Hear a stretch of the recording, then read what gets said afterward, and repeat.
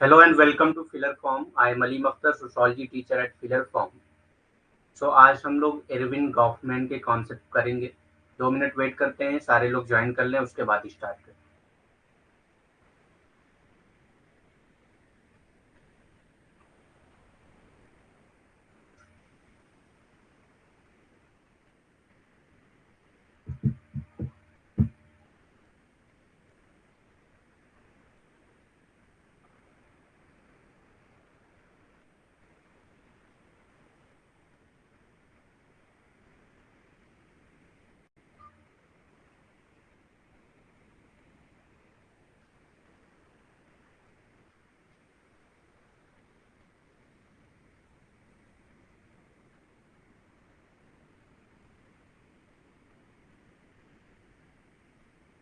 Okay, start करते हैं फिर।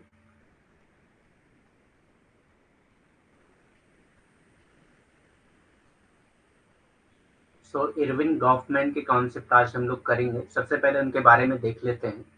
Irwin Goffman was a Canadian born American sociologist. So ये कैनेडियन बॉर्न अमेरिकन सोशोलॉजिस्ट थे, यानी कि कनाडा में बॉर्न हुए थे, लेकिन वो अमेरिकन सोशोलॉजिस्ट थे। सोशल साइकोलॉजिस्ट भी थे and writer, considered by some the most influential American sociologists of the 20th century. ठीक, सो ये कंसिडर किए जाते हैं अमेरिकन सोशोलॉजिस्ट में सबसे मोस्ट इन्फ्लुएंस सोशोलॉजिस्ट में से। ठीक, 11 जून 1922 में इनका बॉर्न हुआ और 19 नवंबर 1982 में इनकी डेथ हुई। ठीक, ये इन्फ्लुएंस थे मिशेल फूको, आर्ली रसेल और मोर। ठीक, influence by Emile Durkheim, Herbert Blumer, Sigmund Freud. तो इनसे जो इन्फ्लुएंस थे वो ये थे मिशेल फूको और रसेल। लेकिन ये किससे इन्फ्लुएंस थे? ये इमाइल डर्कीम, हर्बर्ट ब्लूमर और सिगमंड फ्रॉइड से। Good evening all.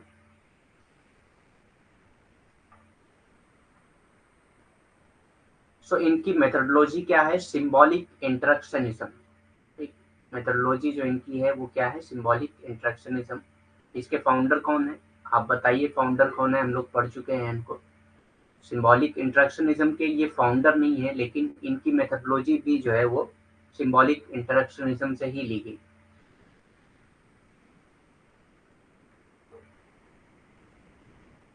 तो सबसे पहला जो इनका कॉन्सेप्ट है वो है फ्रेम एनालिसिस, फ्रेम विश्लेषण। Frame analysis is a multidisciplinary social science research method used to analyze how people understand situation and activities. So frame analysis में क्या कहना चाह रहे हैं ये? फ्रेम एनालिसिस क्या है? एक multi disciplinary social science research method है। ठीक, multi disciplinary social science research method है जो यूज किया जाता है क्या करने के लिए? Use to analyse how people understand situation and activities. कैसे लोग जो है सिचुएशन को और एक्टिविटीज को समझते हैं, उसको एनालाइज करने के लिए फ्रेम एनालिसिस का इस्तेमाल किया जाता है। फ्रेम विश्लेषण एक बहुविषयक सामाजिक विज्ञान अनुसंधान पद्धति है जिसका उपयोग ये विश्लेषण करने के लिए किया जाता है कि लोग स्थितियों और गतिविधियों को कैसे समझते हैं। लोग स्थितियों और गतिविधियों को कैसे समझते हैं, इसका विश्लेषण करने के लिए फ्रेम विश्लेषण का उपयोग किया जाता है।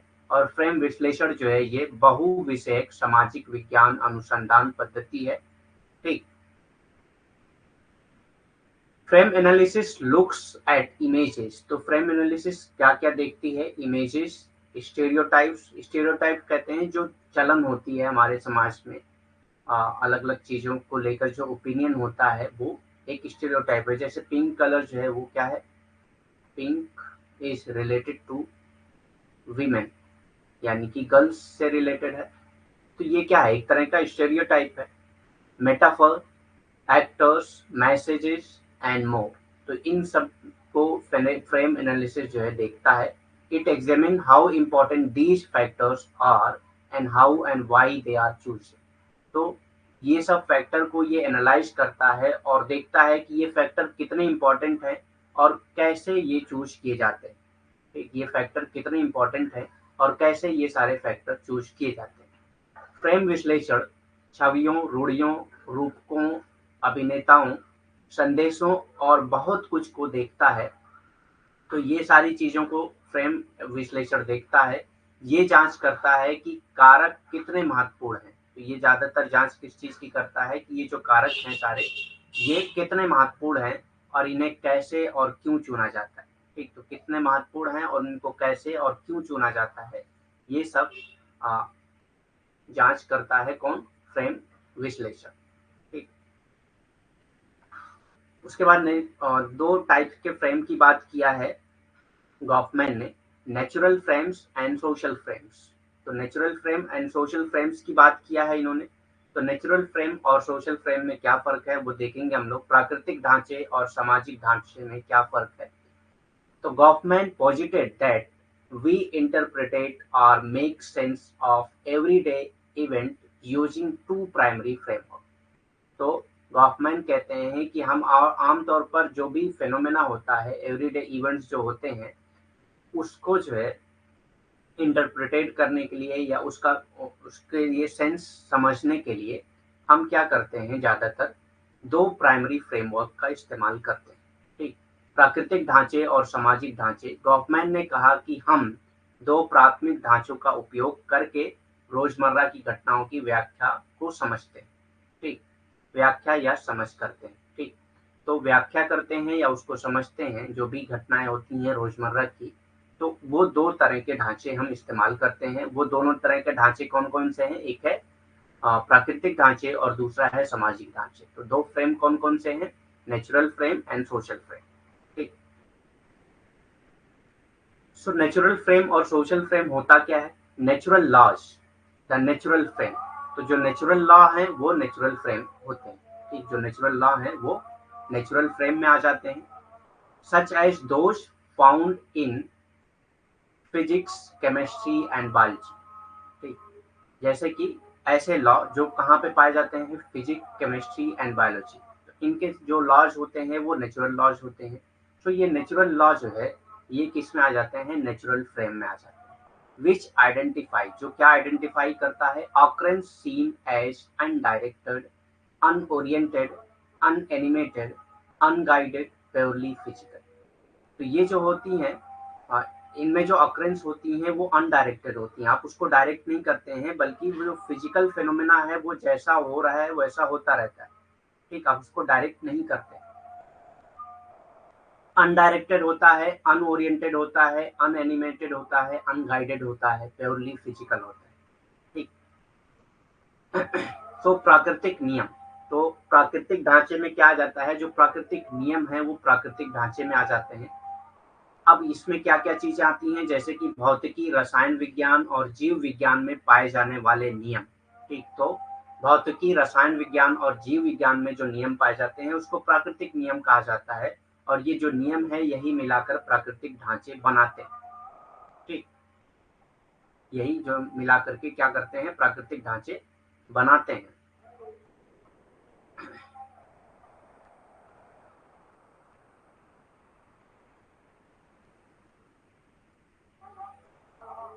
और ये जो नियम है, जो अप्रत्यक्ष अनिर्देशित, तो ये अप्रत्यक्ष होते हैं, अनिर्देशित होते हैं, निर्जीव होते हैं, अनिर्देशित होते हैं, विशुद्ध रूप से भौतिक के रूप में देखी जाने वाली घटनाओं की पहचान करते हैं। ठीक, तो ये ज़्यादातर क्या करते हैं? ऐसी घटनाओं की पहचान करते हैं जो अप्रत्यक्ष, अनिर्देशित, निर्जीव, अनिर्देशित, विशुद्ध रूप से भौतिक होते हैं। उन सब की घटनाओं का ये पहचान करते हैं। ठीक, सो ये हो गया नेचुरल फ्रेम यानी कि प्राकृतिक ढांचे। और उसके बाद आता है सोशल फ्रेम यानी कि सामाजिक ढांचे। तो सोशल फ्रेम में क्या होता है? गाइडेड डूइंग और सोशल फ्रेम। तो सोशल फ्रेम को गाइडेड डूइंग्स भी कहा जाता है या सोशल फ्रेम कहा जाता है।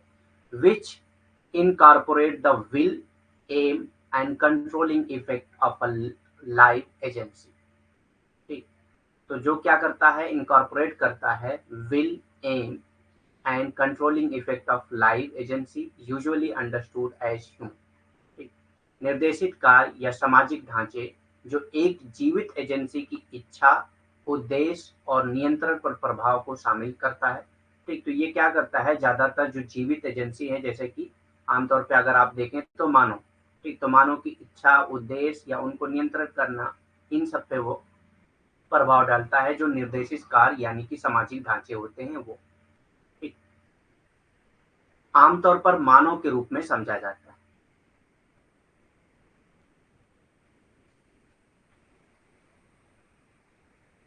चंदन कुमार, फर्स्ट क्लास है आपकी। तो अभी हम लोग नया टॉपिक ही स्टार्ट किए हैं, गवर्नमेंट का अभी कुछ भी नहीं हुआ है, पहली बार हम लोग गवर्नमेंट को पढ़ रहे हैं। सो आप ये पढ़ लीजिए, बाकी जो पिछली क्लासेज हो चुकी हैं वो रिकॉर्डेड क्लासेस अवेलेबल हैं, वो देख लीजिए। ठीक, क्योंकि हम लोग थिंकर वाइज कर रहे हैं तो अभी उतनी दिक्कत नहीं है, यूनिट फर्स्ट अभी कंप्लीट भी नहीं हुई है। सो जो रिकॉर्डेड क्लासेस हैं वो आप देख सकते हैं, बाकी जो है हम लोग आज नया टॉपिक ही स्टार्ट किए हैं तो दिक्कत नहीं है इसमें। सो अभी जो क्लासेस हो रही हैं वो रेगुलर करिए, बाकी जो है आपको जो रिकॉर्डेड क्लासेस मिल रही हैं वो आप कर सकते हैं।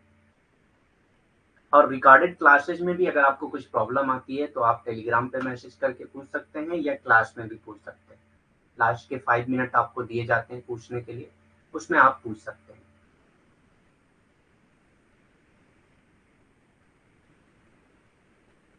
नेक्स्ट कॉन्सेप्ट और मोस्ट इम्पॉर्टेंट कॉन्सेप्ट है जो गवर्नमेंट का, ज्यादातर जो क्वेश्चन गवर्नमेंट से रिलेटेड पूछे जाते हैं वो इसी से पूछे जाते हैं। ठीक,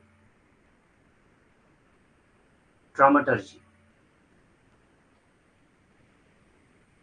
ठीक, so Irving Goffman, in his seminal 1959 text, The Presentation of Self in Everyday Life, ठीक, तो एक इनकी बुक थी presentation of self in everyday life, उसमें उन्होंने dramaturgy uses the metaphor of theatre to explain human behaviour, तो इन्होंने theatre का मेटाफर यूज करके ह्यूमन बिहेवियर को एक्सप्लेन किया, जिसका उन्होंने नाम दिया ड्रामेटर्जी। ठीक, तो इरविन गॉफमैन ने अपने मौलिक 1959 के पाठ the presentation of self in everyday life में नाट्यशास्त्र मानव व्यवहार की व्याख्या करने के लिए रंगमंच के रूपक का उपयोग किया है। तो इन्होंने रंगमंच के रूपक का उपयोग करके मानव व्यवहार को बताने की कोशिश किया है, जिसको इरविन गॉफमैन ने नाम दिया ड्रामेटर्जी यानी कि नाट्यशास्त्र का। According to this perspective, According to this perspective, individuals perform action in everyday life as if they were performer on a stage। तो इस पर्सपेक्टिव के अकॉर्डिंग गॉफमैन ये कहते हैं कि जो ह्यूमन बीइंग है वो किस तरह से परफॉर्म करते हैं चीजें, जैसे कि वो किसी स्टेज पे परफॉर्म कर रहे हैं। तो वो जो है स्टेज पे आप जब परफॉर्म करते हैं, हाँ आज नया टॉपिक स्टार्ट हुआ है तो दिक्कत नहीं है, गवर्नमेंट की गवर्नमेंट से रिलेटेड जो कॉन्सेप्ट है वो पहली बार हम लोग कर रहे हैं। सो नया टॉपिक में है तो कोई दिक्कत नहीं है, बाकी आप रिकॉर्डेड क्लासेस देख सकते हैं। According to this perspective, individual perform action in everyday life as if they were performer on the stage. तो इस तरह से इंडिविजुअल परफॉर्म करते हैं अपने रोजमर्रा की जिंदगी में जो भी एक्शन होते हैं वो, कि जैसे वो किसी स्टेज पे परफॉर्म कर रहे हैं। ठीक, इस परिपेक्ष के अनुसार व्यक्ति दैनिक जीवन में क्रियाओं को ऐसे करते हैं जैसे कि वो किसी मंच पर कलाकार हो। ठीक, तो वो ऐसे क्रिया करते हैं जैसे किसी मंच पर कलाकार हो, इसी को उन्होंने नाट्य शास्त्र का नाम दिया है। अब इसमें 3 स्टेजेस होते हैं, फ्रंट स्टेज, बैक स्टेज और ऑफ स्टेज। ठीक, अब फ्रंट स्टेज और बैक स्टेज या ऑफ स्टेज क्या होता है वो देख लेते हैं हम लोग। तो सबसे पहले आता है front stage. It can be described as where a role performance is given. ठीक, तो फ्रंट स्टेज कहाँ है, जहां पे आप रोल परफॉर्मेंस करते हैं, वो आपका क्या हो गया, फ्रंट स्टेज हो गया। लोगों के सामने समाज में जो आप रोल परफॉर्मेंस करते हैं वो आपका फ्रंट स्टेज हो गया। इसका वर्णन इस रूप में किया जा सकता है कि भूमिका का प्रदर्शन कहाँ किया जा रहा है, तो जहां आप भूमिका का प्रदर्शन करते हैं वही आपका क्या हो गया, फ्रंट स्टेज हो गया। बैक स्टेज क्या है, When the actor leaves the audience and step out of the role, he or she goes backstage. जब वो ऑडियंस को छोड़ देता है, यानी कि समाज से बाहर चला जाता है। समाज से बाहर मतलब कि आप जब घर से बाहर निकलते हैं तो बहुत सारे लोग आपको मिलते हैं, तो वो क्या है, वो आपका फ्रंट स्टेज होता है। लेकिन जब आप अकेले में हैं तो आपका बैक स्टेज होता है। जब आप ऑडियंस को छोड़ के जो है अपने रोल से फ्री होकर कहीं पे चले जाते हैं तो वो आपका क्या है, बैक स्टेज। ठीक। जब वो अभिनेता दर्शकों को छोड़कर भूमिका से बाहर हो जाता है तो वो स्टेज से पीछे चला जाता है। ठीक। तो जब अभिनेता दर्शकों को छोड़कर भूमिका से बाहर हो जाता है, मतलब कि दर्शक, मतलब कि एक से ज्यादा लोग हों तो वो दर्शक हो गए। ठीक, क्योंकि समाज है, स्टेज तो है नहीं। हाँ, ऑल यूनिट कंप्लीट किए जाएंगे। फर्स्ट यूनिट में ज्यादा टाइम लगता है, उसके बाद सब 2 दिन 4 दिन लगते हैं यूनिट कंप्लीट होने में। हाँ, हम लोग हर सैटरडे क्वेश्चन भी करते हैं, करेंगे। मतलब अभी तक तो नहीं हुए हैं, लेकिन इस सैटरडे से हम लोग स्टार्ट करेंगे। जो भी टॉपिक हमारी कंप्लीट होगी उससे रिलेटेड क्वेश्चन करेंगे। और जो पीवाईक्यूज हैं, वो ऑलमोस्ट हम लोग 10 पीवाईक्यू करते ही हैं। ठीक। जब वो अभिनेता दर्शकों को छोड़कर भूमिका से बाहर हो जाता है तो वो स्टेज से पीछे चला जाता है, जिसको उन्होंने क्या कहा, बैक स्टेज कहा। ऑफ स्टेज क्या होता है? Finally, the off-stage region is where individual actors meet the audience members independently of the team performance on the front stage. जब आप जो है individual off-stage is a region where individual actor meet the audience member independently. मतलब independently आप जब audience से मिलते हैं, जहाँ पे आप रोल परफॉर्म नहीं कर रहे हैं लेकिन ऑडियंस से मिल रहे हैं, तो यहाँ पे ऑडियंस तो प्रेजेंट है, एब्सेंट नहीं है, लेकिन आप रोल परफॉर्म नहीं कर रहे हैं, तो वो आपका क्या हो गया, ऑफ स्टेज हो गया।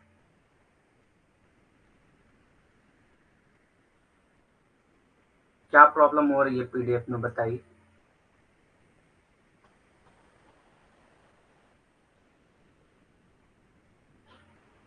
पीडीएफ डाउनलोड होने में प्रॉब्लम हो रही है या और कुछ?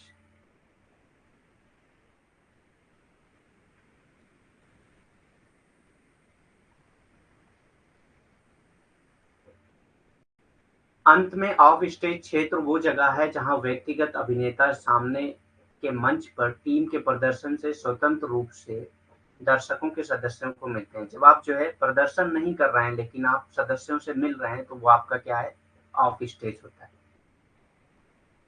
हाँ, तो शेयर नहीं होंगे, वो पॉलिसी होती है कंपनी की कि नोट्स आपके डाउनलोड हो जाएंगे लेकिन वो शेयर नहीं होंगे।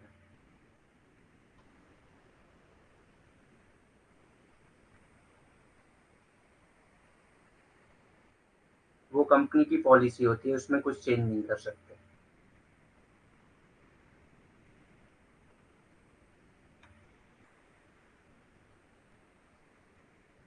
नेक्स्ट कॉन्सेप्ट है स्टिग्मा। इससे भी बहुत सारे क्वेश्चन पूछे जाते हैं। कलंक। स्टिग्मा मतलब होता है कलंक।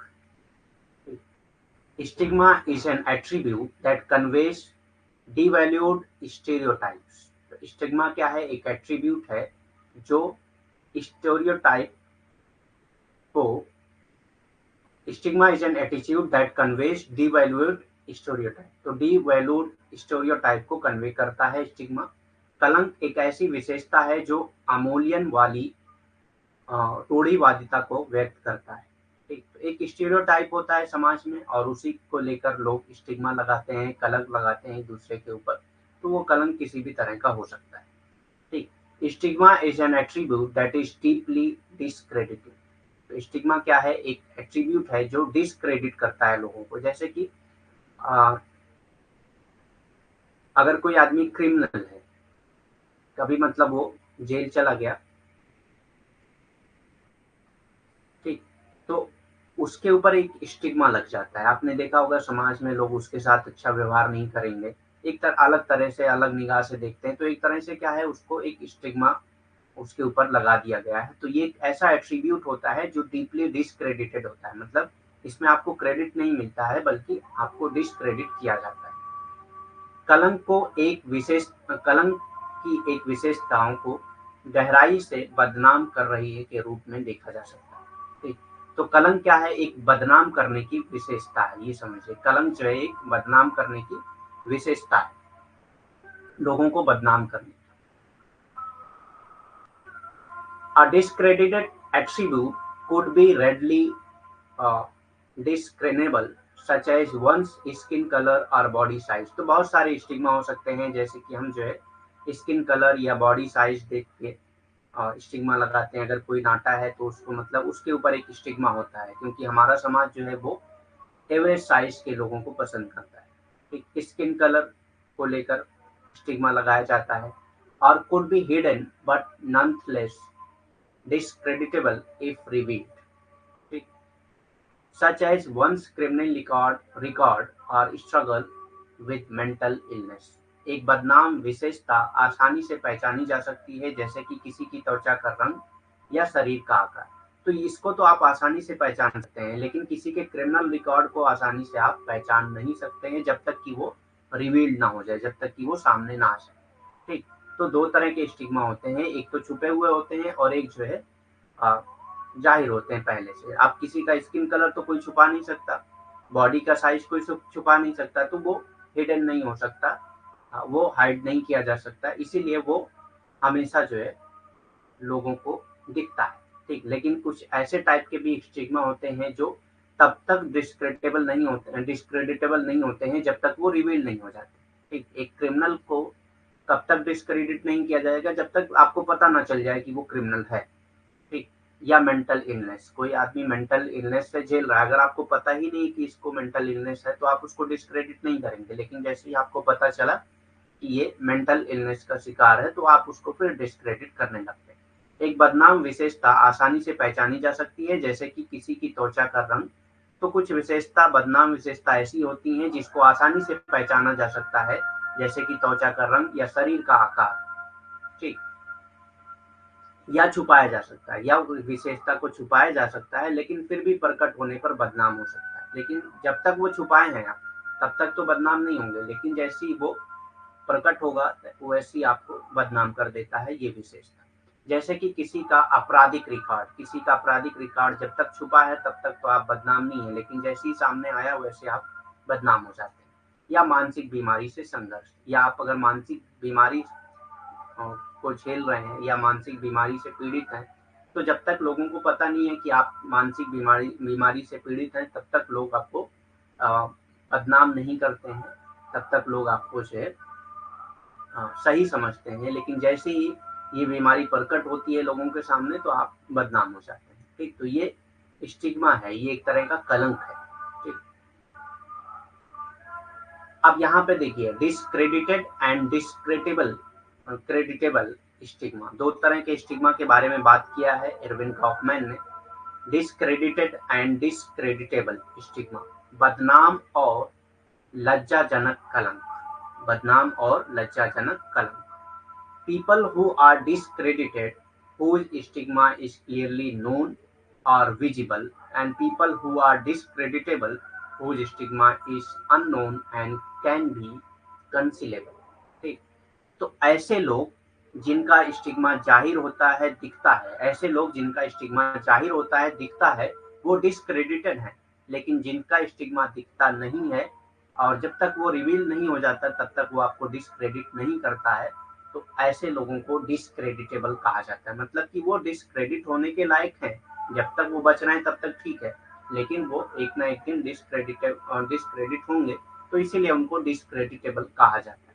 ठीक, तो डिस्क्रेडिटेड एंड डिस्क्रेडिटेबल क्रेडिटेबल में दोनों में क्या फर्क है? तो डिस्क्रेडिटेड मतलब होता है कि जिनका स्टिग्मा जाहिर होता है, लोगों को दिखता है, जैसे कि स्किन कलर, बॉडी साइज। ठीक, तो ये क्या है? ऐसे लोगों को डिस्क्रेडिटेड कहा जाता है। और जिनका स्टिग्मा नहीं दिखता है, आप आसानी से उनको नहीं पहचान सकते, ऐसे लोगों को डिस्क्रेडिटेबल कहा जाता है। बदनाम और लज्जाजनक कलंक, जो लोग बदनाम हैं, जिनका कलंक स्पष्ट रूप से जाना या दिखाई देता है। तो जिनका कलंक स्पष्ट रूप से जाना या दिखाई देता है, जैसे कि त्वचा का कलर, या मतलब क्या कहते शरीर का आकार। ठीक, त्वचा का कलर या शरीर का आकार ये दिखता है, ये कलंक दिखता है। अगर ये कलंक है तो ये आप बदनाम हैं, ठीक। और वे लोग जो बदनाम हैं जिनका कलंक अज्ञात है और छिपाया जा सकता है, और दूसरे क्या होते हैं जो लज्जाजनक होते हैं, मतलब कि जिनका कलंक छुपाया जा सकता है, वो बदनाम होने के लायक होते हैं, और ये लोग पहले से बदनाम होते हैं जिनका कलंक दिखाई देता है, ठीक। नेक्स्ट कॉन्सेप्ट आता है टोटल इंस्टीट्यूशन। टोटल इंस्टीट्यूशन का कॉन्सेप्ट दिया है एरविन गॉफमैन ने, ठीक। A total institution is a place of residence and work where a large number of like situated individuals। तो total institution क्या है? एक ऐसी जगह है रहने की या काम करने की जहाँ पे like situated इंडिविजुअल होते हैं, मतलब एक जैसे इंडिविजुअल होते हैं। जैसे कि जेल को उन्होंने टोटल इंस्टीट्यूशन कहा है क्योंकि वहां पे सारे क्रिमिनल्स ही होते हैं।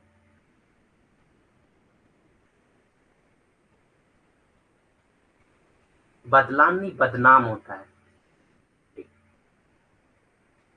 बदनाम है ये, बदलान नहीं है।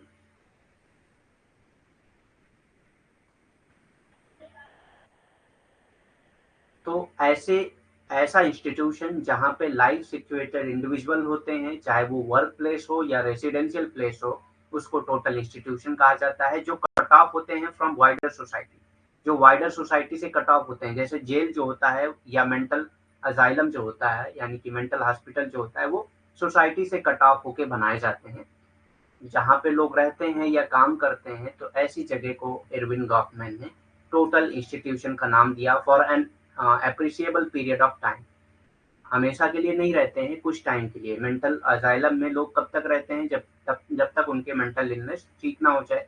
और जेल में कब तक वो रहते हैं? जब तक उनका ट्रायल या उनका जो है कन्विक्शन पीरियड पूरा ना हो जाए, ठीक। Together leads an enclose formally administered round of life, ठीक। कुल संस्थान किसको कहा है उन्होंने, या संपूर्ण संस्थान कह सकते हैं। एक संपूर्ण संस्थान निवास और कार्य का एक स्थान है जहां बड़ी संख्या में समान स्थिति वाले व्यक्ति व्यापक समाज से एक प्रशंसनीय अवधि के लिए कट जाते हैं, ठीक। तो व्यापक समाज से कटे हुए संस्थान होते हैं और यहाँ पे एक जैसे स्थिति वाले व्यक्ति रहते हैं। जैसे कि अगर जेल की बात करें तो सारे क्रिमिनल रहते हैं, मेंटल अजाइलम की बात करें यानी कि मेंटल हॉस्पिटल की बात करें तो सारे मेंटल इलनेस वाले लोग रहते हैं, मानसिक रूप से बीमार लोग रहते हैं, ठीक। लेकिन वहाँ पे कुछ अवधि तक रहते हैं। जैसे मेंटल हॉस्पिटल में लोग तब तक रहेंगे जब तक वो ठीक ना हो जाए मानसिक रोग से, और जेल में तब तक वो रहते हैं जब तक उनकी सजा पूरी ना हो जाए, ठीक। एक साथ जीवन के एक संलग्न औपचारिक रूप से प्रशासित दौर का नेतृत्व करते हैं, तो उसी को उन्होंने कुल संस्थान का नाम दिया है।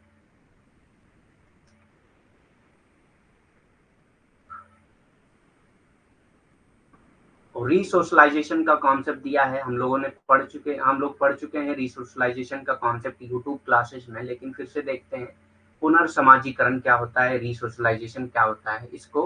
इस कॉन्सेप्ट को एरविन गॉफमैन ने डिफाइन किया है। Resocialisation as a process of tearing down and rebuilding an individual's role and social constructed sense of self, ठीक। तो रीसोशलाइजेशन क्या है? एक ऐसा प्रोसेस है जहाँ पे रिबिल्ड किया जाता है इंडिविजुअल का रोल, ठीक। मतलब उसको एक नया रोल दे दिया जाता है, ठीक। रिबिल्ड किया जाता है जो पहले से वो जैसे जेल वगैरह में क्या किया जाता है, रीसोशलाइजेशन किया जाता है। वो क्रिमिनल हो चुका है तो उसको मतलब इस तरह से रखा जाता है, इस तरह से उसको काम करवाया जाता है, या जो भी ड्यूटीज उसको दी जाती है इस तरह से दी जाती है कि उसका रीसोशलाइजेशन हो सके, मतलब वो दोबारा समाज में रहने के काबिल हो सके, ठीक। पुनर्समाजीकरण एक व्यक्ति की भूमिका और स्वयं की सामाजिक रूप से निर्मित भावना को नष्ट करने और पुनर्निर्माण की प्रक्रिया के रूप में जाना जाता है, ठीक। तो जो उसकी अभी भूमिका है उसको नष्ट करने, मतलब अभी वो अपराधी था उसको नष्ट कर दिए और एक नई नई भूमिका उसके अंदर डालना चाह रहे हैं, तो वो क्या है, एक तरह का पुनर्समाजीकरण कहलाता है। It is it is often a deliberate and intense social process. तो ये जो है आमतौर पर डेलिब्रेट और इंटेंस सोशल प्रोसेस होता है, and it revolves around the notion that if something can be learn it can B unlearn, ठीक। और ये किस नोशन को मानता है कि अगर कुछ चीजें सीखी जा सकती हैं तो कुछ चीजें भूली भी जा सकती हैं। जैसे एक आदमी क्रिमिनल है, तो क्रिमिनल जब हुआ तो वो कुछ सीख के ही तो क्रिमिनल बना होगा। हो सकता है क्रिमिनल्स में रह के वो क्रिमिनल बन गया हो, तो वो उसका क्या है, लर्न बिहेवियर है, लेकिन हो सकता है उसको अनलर्न किया जा सकता है और नई चीजें सीखी जा सकती है। ठीक, तो इस नोशन पे रीसोशलाइजेशन काम करता है। ये अक्सर एक जानबूझकर और गहन सामाजिक प्रक्रिया है। तो यहाँ पे सोशलाइजेशन जो होता है वो जानबूझकर होता है। ठीक, ऐसा नहीं है कि अनजाने में होता है। जैसे कि हमारा जो बचपन में सोशलाइजेशन होता है वो जानबूझकर नहीं होता है। ठीक, अनजाने में होता है। हम फैमिली में रहते हैं, धीरे-धीरे सारी चीज़ें सीखते रहते हैं। तो वहाँ पे अनजाने में होता है, लेकिन जब पुनर्समाजीकरण होता है तो ये जानबूझकर होता है और गहन सामाजिक प्रक्रिया होती है। और ये इस धारणा के इर्द-गिर्द घूमती है कि अगर कुछ सीखा जा सकता है, तो उसे भुलाया भी जा सकता है। ठीक, अगर आप कुछ सीख सकते हैं, तो कुछ चीज़ों को भुला भी सकते हैं। आप एक अपराधी हैं, अपराध आपने सीखा है, तो अपराध आप भूल भी सकते हैं और एक नई चीज़ें सीख कर आप समाज में एक अच्छे व्यक्ति बन सकते हैं। ठीक,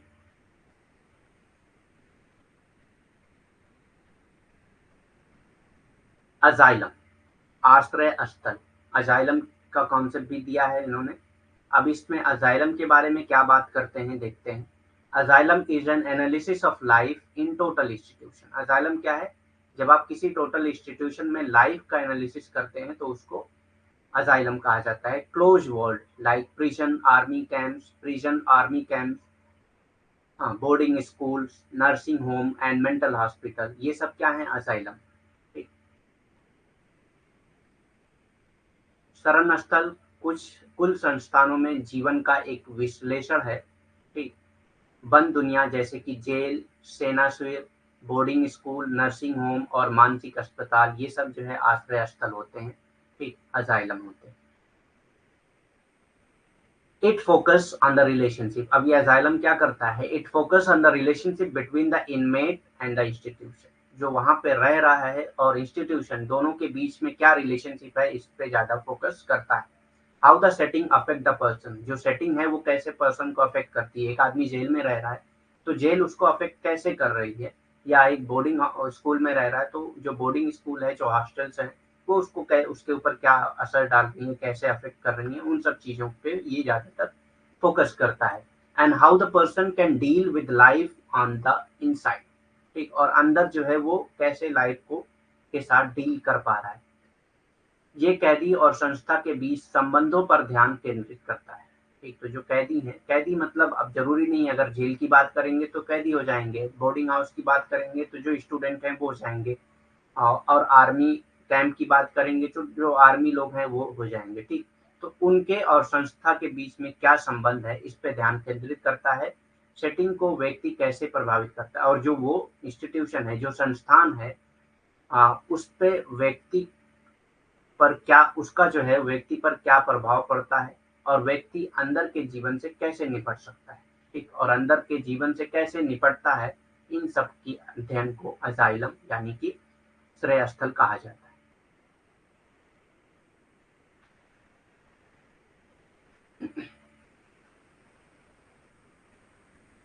Mortification of self. Mortification of self is a term used by Goffman to describe deliberating effect an individual experiences upon uh, admittance into a total institution. ठीक? जब एक आदमी टोटल इंस्टीट्यूशन में अपने आप को एडमिट कराता है, तो वहां पे वो जो है मोटिफिकेशन ऑफ सेल्फ करता है। मतलब कि उसका जो अपना सेल्फ लाइफ है, जरूरी नहीं है जब आदमी आप जेल में गए तो जेल में आपको अपने हिसाब से तो रहना नहीं है, तो आपका सेल्फ वहां पे क्या हो गया, मर गया। ठीक, आप अपने सेल्फ को मॉडिफाई कर देते हैं। ठीक, मॉडिफिकेशन मतलब किसी चीज को खत्म करना, तो आपका सेल्फ, अब वहां पे जो रूल्स हैं, जो डिसिप्लिन है, उसी को आप फॉलो करके चलेंगे। ठीक, modification of self is a term use by Goffman. ये गॉफमैन ने यूज किया था किस चीज के लिए? To describe the deliberating effect and individual experience. तो उस इफेक्ट को जो इंडिविजुअल एक्सपीरियंस करता है जब वो टोटल इंस्टीट्यूशन में एडमिट करता है। ठीक, जब वहां पे एडमिशन लेता है तो स्वयं का वैराग।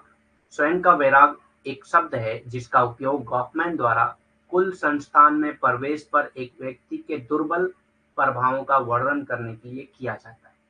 ठीक, तो एक व्यक्ति पर क्या प्रभाव पड़ता है जो संस्था है उसकी, और उसकी वजह से जो है वो अपने स्वयं का वैराग कर देता है। इसी का नाम दिया है, इसी को गॉफमैन ने स्वयं का वैराग कहा है। अब स्वयं का वैराग मतलब क्या है कि आप अपनी मर्जी से नहीं काम करते हैं। जेल में आप अपनी मर्जी से काम नहीं करेंगे, ऐसे ही बोर्डिंग हाउस में आप अपनी मर्जी से काम नहीं करते हैं, आर्मी कैंप में भी आप अपनी मर्जी से काम नहीं करेंगे, बल्कि हर टाइम आपका फिक्स होता है, अब क्या करना है, उसके बाद क्या करना है, ये सारी चीजें फिक्स होती हैं। तो वहाँ पे आपका जो स्वयं है वो वहाँ पे खत्म हो जाता है।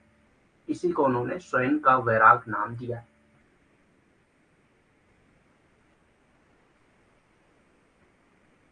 The presentation of self in everyday life, ये बुक भी है उनकी, ठीक। और इसी में उन्होंने ड्रामेटर्जी का कॉन्सेप्ट दिया था। तो इसमें क्या कहते हैं वो, presentation of self in everyday life में, the presentation of self in everyday life is a 1956 sociological book by Erving Goffman. ये एक सोशियोलॉजिकल बुक है जो पब्लिश हुई थी 1956 में, in which the author uses the imaginary of theater in order to portray the importance of human social interaction। तो human social interaction को बताने के लिए उन्होंने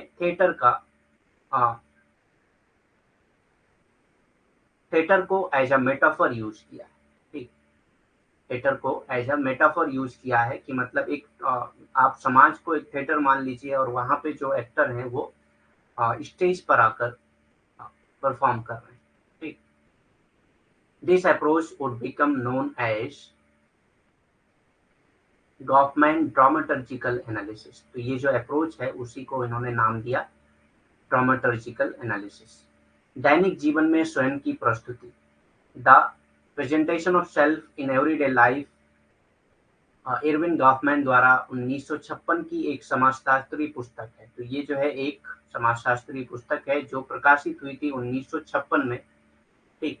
जिसमें लेखक मानव सामाजिक संपर्क के महत्व को चित्रित करने के लिए, तो ये जो है मानव सामाजिक संपर्क को का महत्व बताने के लिए उन्होंने चित्रित किया है, रंगमंच की कल्पना का उपयोग करते हैं। इस दृष्टिकोण को गॉफमैन के नाटकीय विश्लेषण के रूप में जाना जाता है, ठीक।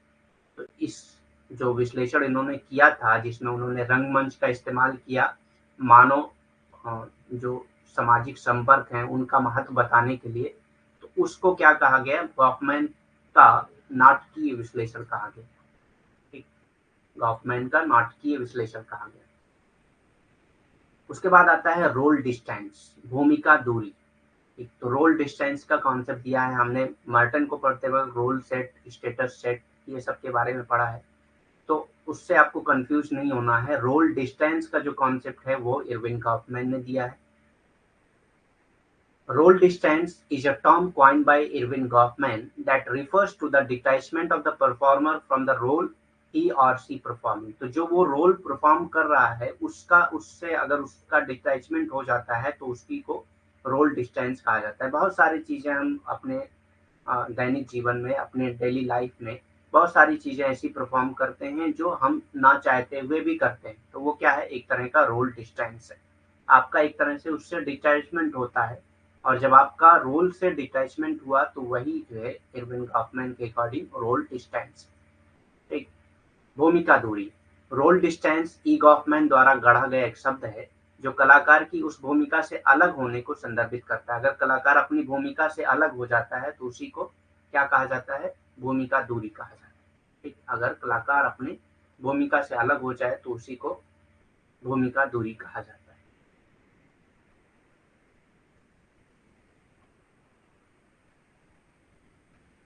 7 एलिमेंट्स ऑफ परफॉर्मेंस। तो 7 एलिमेंट्स ऑफ परफॉर्मेंस की बात किया है कि किस तरह से परफॉर्मेंस जो होता है उसमें कौन कौन से एलिमेंट्स होते हैं, उसकी बात किया है एरविन गॉफमैन ने। 7 एलिमेंट्स से भी क्वेश्चन पूछे गए हैं कई बार। प्रदर्शन के 7 तत्व बताए हैं उन्होंने, कौन कौन से हैं। सबसे पहला है बिलीव, विश्वास। It is important even if it can not be जज बाई अदर्स। ये जरूरी है, अगर दूसरे उसको जज भी नहीं कर रहे हैं तब भी the audience can only try to guess whether the performer is sincere और साइनिकल, ठीक।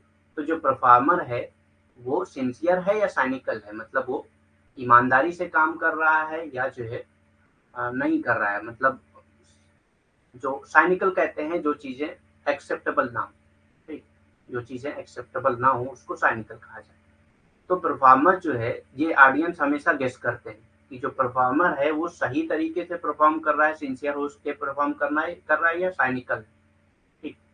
विश्वास महत्वपूर्ण है, भले ही इसे दूसरों द्वारा नहीं आंका जा सकता, ठीक। अगर दूसरे उसको नहीं देख रहे हैं, जज नहीं कर रहे हैं, लेकिन आपका ये बिलीफ होना चाहिए, आपका ये विश्वास होना चाहिए कि जो ऑडियंस है वो आपको गेस कर रहे हैं कि आप जो है ईमानदारी से काम कर रहे हैं या आपका जो काम है वो निंदक है, ठीक। तो ये विश्वास हमेशा जो परफॉर्मर है उसके अंदर होना चाहिए, ये बिलीफ हमेशा होना चाहिए कि जो ऑडियंस है वो उसको गेस कर रही है कि आप जो परफॉर्म कर रहे हैं वो सिंसियर है या नहीं।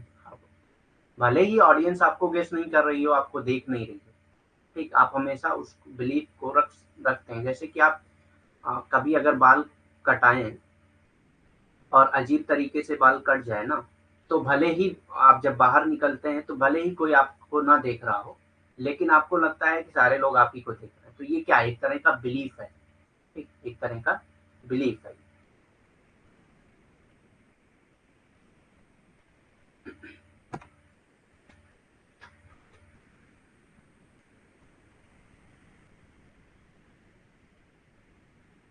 तो पहला एलिमेंट ये है। दूसरा एलिमेंट क्या है? द फ्रंट और द मास्क। द फ्रंट या द मास्क, फ्रंट या मास्क। तो दूसरा एलिमेंट ये है, the actor's front as labelled by Goffman is the part of the individual performance which function to define the situation for the audience. तो फ्रंट क्या है? जहाँ पे वो परफॉर्म कर रहा है और वो सिचुएशन होती है which function to define the situation from the audience. तो जो ऑडियंस की सिचुएशन होती है उसमें वो परफॉर्म करता है और उसी में वो फंक्शन करता है। गॉफमैन द्वारा लेबल किए गए अभिनेता का फ्रंट व्यक्ति के प्रदर्शन का हिस्सा है। तो व्यक्ति के प्रदर्शन का हिस्सा है जो दर्शकों के लिए स्थिति को परिभाषित करने का कार्य करता है, ठीक। तो जो क्या काम करता है? डिफाइन करता है सिचुएशन को, ठीक, परिभाषित करता है स्थिति को। नेक्स्ट एलिमेंट जो है वो ड्रामेटिक रियलाइजेशन, नाटकीय एहसास। तो आपको ड्रामेटिक रियलाइजेशन होता है कि आप जो है परफॉर्म कर रहे हैं, ऐसा लगता है कि आप स्टेज पे परफॉर्म कर रहे हैं, ठीक। एक नाटकीय एहसास होता है, आपको लगता है कि आप एक नाटक कर रहे हैं। A portrayal of aspect of the performer that they want the audience to know, ठीक। When the performer want to stress something, they will carry on the dramatic realization। जब कोई परफॉर्मर चाहता है कि ऑडियंस उसकी इस चीज को देखे, तो वो ज्यादातर उसको जो है फोकस करता है, वो ज्यादातर उसको मतलब कोशिश करेगा कि ज्यादा से ज्यादा ऑडियंस उस चीज को देखे। कलाकार के उन पहलुओं का चित्रण जो वे चाहते हैं कि दर्शक जाने, ठीक। तो ऐसा चित्रण जो जो परफॉर्म कर रहा है, जो कार्य कर रहा है, वो सोचता है कि जो व्यक्ति है, जो मतलब जनता है, वो उसको देखे उस चीज को, ठीक। बहुत सारी चीजें होती हैं जिसको जनता सोचती है कि ना देखे, लेकिन बहुत सारी चीजें होती हैं जिसमें जनता वो सोचता है कि जनता उस चीज को देखे। जब कलाकार किसी चीज पर जोर देना चाहता है तो वो नाटकीय बहुत चाहिए, तो वो कलाकार जो है वो बार बार उस पे जोर देता रहता है, वो काम बार बार करेगा ताकि लोग उसको देखें। तो ये तीसरा है ड्रामेटिक रियलाइजेशन, नाटकीय एहसास, तीसरा एलिमेंट है। चौथा एलिमेंट है आइडियलाइजेशन, आदर्शीकरण। Performance may be subject to idealization, suggesting that performer may be prone to provide the audience with an impression superior to what reality will verify। प्रदर्शन आदर्शीकरण के अधीन हो सकता है, ये सुझाव देते हुए कि कलाकार दर्शकों को वास्तविकता से बेहतर एक छाप प्रदान करने के लिए प्रवृत्त हो सकते हैं जो सत्यापित करेगा, ठीक। तो आदर्शीकरण यानी कि आइडियलाइजेशन होता है। तो ये भी चौथा एलिमेंट है परफॉर्मेंस का। पांचवा एलिमेंट क्या है? मिस रिप्रेजेंटेशन, बहकाना। तो मिस रिप्रेजेंटेशन भी होता है, कभी कभी हम बहकाते हैं ऑडियंस को। बहकाना मतलब कि जो रियलिटी है वो नहीं दिखाते हैं बल्कि कुछ और दिखाते हैं, ठीक। Performers habitually misrepresent certain fact but tend to avoid telling barefaced lies because of the risk of being caught, ठीक। तो वो कुछ चीजें जो है मिस रिप्रेजेंट करता है, लेकिन वो उसके अंदर वो डर होता है कि कहीं वो पकड़ा ना जाए, ठीक, तो बहुत सी चीजें ऐसी वो बोलने से डरता है जो जिससे उसको लगे कि वो पकड़ा जा सकता है। कलाकार आदतन कुछ तथ्यों को गलत ढंग से प्रस्तुत करते हैं, लेकिन पकड़े जाने के जोखिम के कारण नंगे झूठ बोलने से बचते हैं। ठीक, तो बहुत ज्यादा झूठ नहीं बोलते हैं कि पकड़े जाएं। ठीक, बहुत सारी चीजें छुपाने के लिए थोड़ा बहुत झूठ बोल देते हैं, लेकिन बहुत ज्यादा नहीं बोलते हैं कि पकड़े जाएं। ठीक, तो ये पांचवा एलिमेंट है। छठा एलिमेंट क्या है? Instead they tend to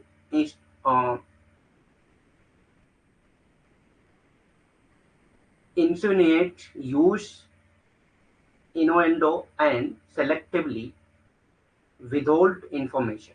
And Goffman acknowledged that idea of misrepresentation applies most obviously to criminals, liars, and fraudsters. तो जो आइडिया ऑफ मिसरिप्रेजेंटेशन है वो ज्यादातर कौन लोग करते हैं? वो ज्यादातर लोग क्रिमिनल, लॉयर या फ्रॉडर्स वो लोग करते हैं। जो फ्रॉड करने वाले होते हैं या जो झूठ बोलने वाले जो क्रिमिनल होते हैं वो वही ज्यादातर मिसरिप्रेजेंटेशन करते हैं अपने आप का। इसके बजाय वे इशारा करते हैं और चुनिंदा जानकारी को रोकते हैं। तो बहुत सारी ऐसी जानकारी होती है जो रोकते हैं। तो कुछ सेलेक्टेड इंफॉर्मेशन वो देते हैं ऑडियंस को। ठीक, ऐसा नहीं कि सारी इंफॉर्मेशन दे देते हैं, कुछ सेलेक्टेड इंफॉर्मेशन ही देते हैं ताकि वो उनका झूठ जो है वो पकड़ा ना जाए। ठीक, यानी जैसे कि आप देखेंगे ना, जो क्रिमिनल होता है वो बहुत सारी चीजें छुपाएगा। जैसे अगर आप वो पता चला 2 महीने जेल चला गया, तो आप अगर उससे पूछें कहाँ गए थे, तो वो कहीं ऐसी जगह बता देगा जिससे आपको शक ना हो कि वो जेल में। ठीक, जैसे कि गॉफमैन स्वीकार करते हैं, गलत बयानी का विचार सबसे स्पष्ट रूप से अपराधियों, झूठे और धोखेबाजों पर लागू है। तो ये ज्यादातर कौन लोग करते हैं? जो अपराधी अपराधी होते हैं, झूठे होते हैं या धोखेबाज होते हैं, वही लोग ये काम करते हैं। मिस्टिफिकेशन, रहस्य। छठा एलिमेंट है मिस्टिफिकेशन, रहस्य। रिलेटेड टू मिस रिप्रेजेंटेशन, ये भी मिस रिप्रेजेंटेशन से रिलेटेड है। Is the idea of mystification creating a sense of awe और रिवरेंस इन द ऑडियंस। रहस्यवाद का विचार गलत बयानी से संबंधित है, दर्शकों में विस्मय या श्रद्धा की भावना पैदा करता है। तो एक सेंस ऑफ ऑ मतलब आपको लगता है कि ऐसा कैसे हो सकता है। ठीक, एक रहस्य बताता है। ठीक, तो ये भी मिस्टिफिकेशन, रहस्य, ये भी एलिमेंट है परफॉर्मेंस का। मिस्टिफिकेशन and mystifying an audience usually involve social distance or restricted access to performance। ठीक, तो यहाँ पे ज्यादातर सोशल डिस्टेंस मेंटेन की जाती है और परफॉर्मेंस को एक्सेस करने से रोका जाता है ताकि उसका जो रहस्य है वो खुले ना। दर्शकों को भ्रमित करने और आमतौर पर सामाजिक दूरी या कलाकार तक सीमित पहुंच शामिल होती है। लास्ट जो एलिमेंट है वो करके हम लोग क्लास खत्म करते हैं। तब तक अगर आपका कोई क्वेश्चन है तो पूछ सकते हैं।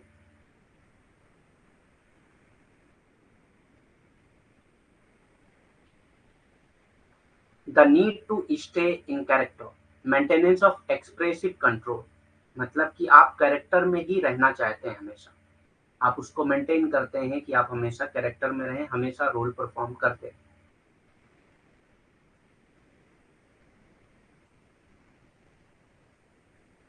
The performance has to make sure that they send out the correct signal as well as silencing the occasional compulsion to convey misleading ones that might detract from the performance। ठीक,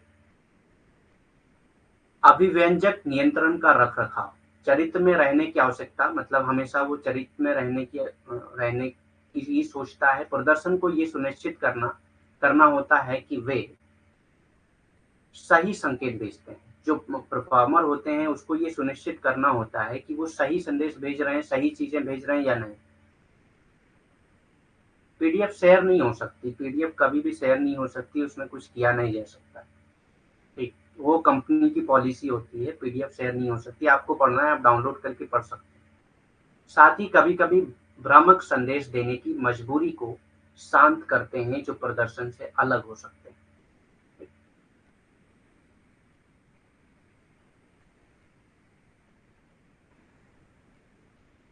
तो आपको downloaded PDF तो मिल रही है, और क्या काम है बताइए, शेयर करने का क्या काम है उसमें।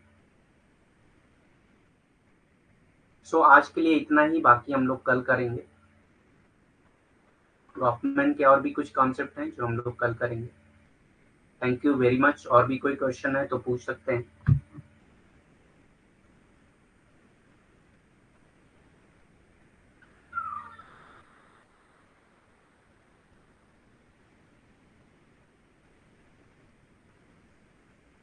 हाँ, तो वो कंपनी की पॉलिसी होती है, उसमें हम लोग नहीं कुछ कर सकते हैं। आपको अगर बात करना है तो आप इस नंबर पे व्हाट्सअप करके या मैसेज करके बात कर सकते हैं।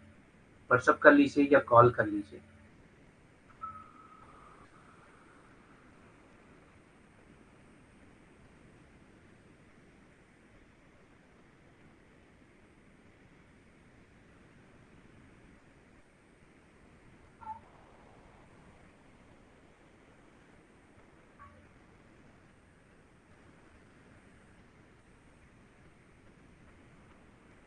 हाँ, तो अभी जस्ट पीजी कंप्लीट हुआ है तो कोशिश करिए दिसंबर में नेट हो जाए, जेआरएफ हो जाए। चलिए आप बात कर लीजिए, देखते हैं वो लोग क्या बोलते हैं।